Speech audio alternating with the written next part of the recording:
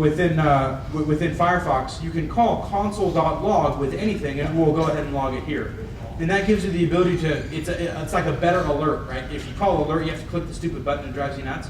You can call console.log to spit out debugging information about your application and see what's going on.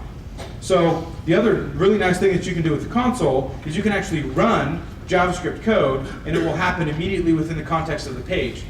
If you are already running a Kynetx application, then the entire Kynetx library is available to you. And so you can call $K and actually do things right within here to see the results.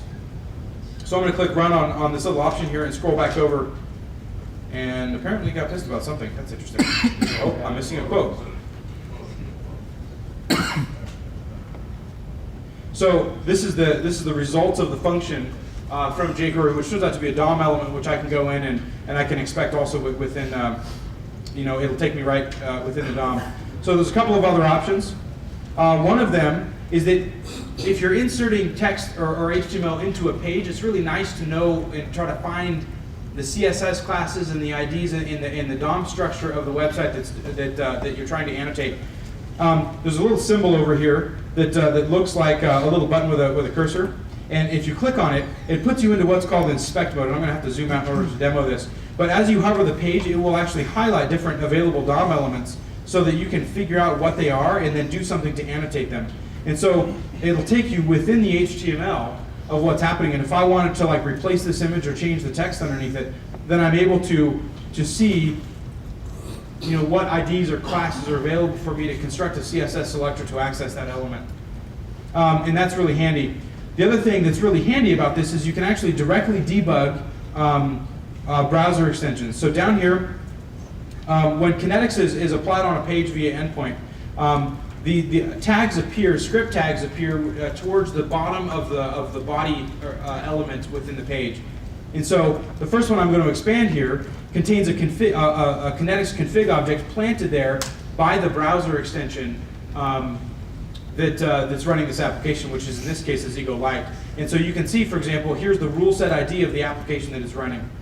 This next call is to KOBJ static. This is the JavaScript library that contains all of the JavaScript portion of the Kynetx runtime that makes everything happen on the page. This is also the file that includes jQuery. There's a file to an init script here, which basically returns any available data sets for your application. This application didn't use any data sets, and so it didn't pull them down here. Pulling it down here is really handy because caching can happen on your data sets independently of your script. And the final thing here is the actual code returned by the call to the Kynetx engine. And this actually comes back fairly compressed, and so you'll notice, for example, that stuff happens to be all on one line. And we do that for bandwidth and computation reasons. So this is the actual code that comes back. You'll also see logs. There's a K-verify system that we run, and if you have any callbacks, you'll actually see callbacks here to the Kynetx system as well.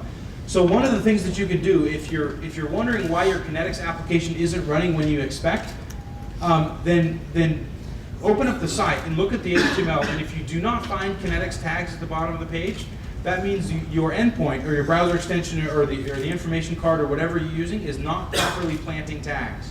Now it might be doing that because it doesn't think it should because of it's not in the dispatch list presented or that it's cached by the browser extension. But one of the first things to do is go check this because your Kynetx application will not run until tags are planted on the page. And so that's a great way to access or to debug browser extensions. So the last thing I want to detail here before we hit lunch is if you are calling console.log in order to log things to Firebug from within your application, and you run your application with either Firebug disabled or in a browser that does not support it, like Internet Explorer, you will cause a JavaScript error within your application, and that's not really what you want. That was really personally annoying to me, and so I built a way to solve that. If you call kobj.log, and I'll highlight this in a second. If you call kobj.log with an object or a string or whatever is available, it will, if Firebug is enabled and it can call console.log without causing an error, send it to console.log. It will also store it within an array object within KOBJ as a variable that we use to store things. It will be available within there so that on other sites like Chrome or Internet Explorer that don't support Firebug, you have access to that same log data on other platforms. You can call this within your own applications and then not worry about it causing a JavaScript error when it doesn't exist. So if I run this, you're going to see that it's going to log stuff here. The other thing that you'll see, let me do this and then I'll blow it up here.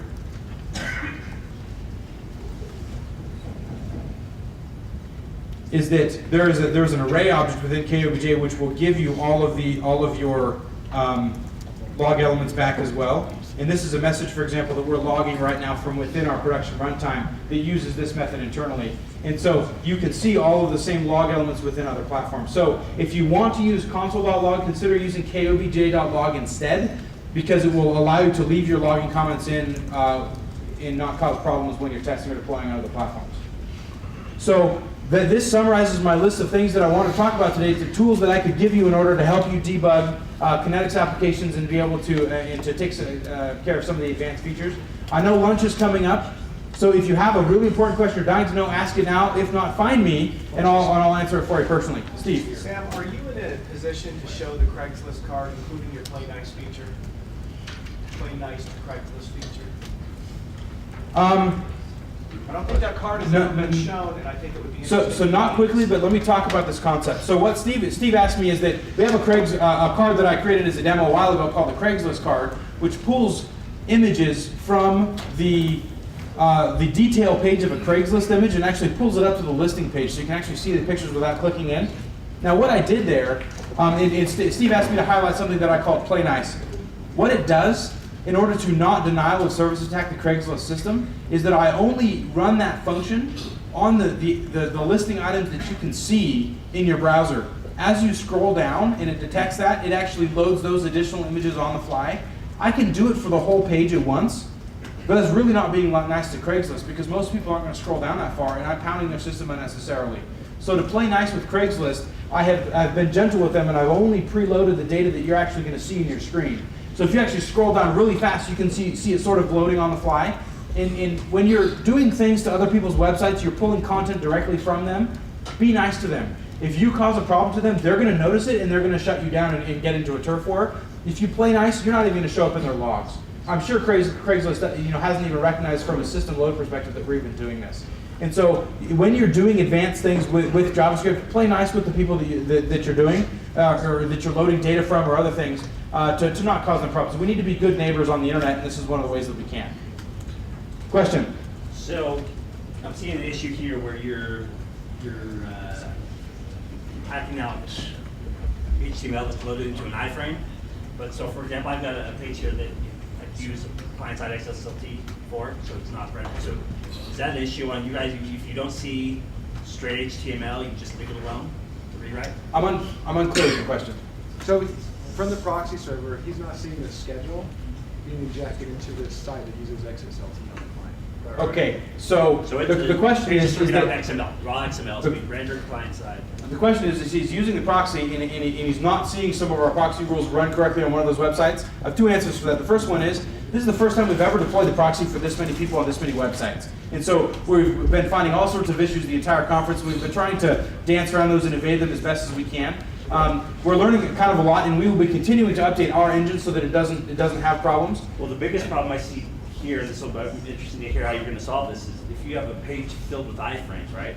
They're making calls, individual calls to each of these websites and loading into one page. Every single iframe has the schedule. It does because that's how the application is written. It doesn't have to. You've already solved that issue.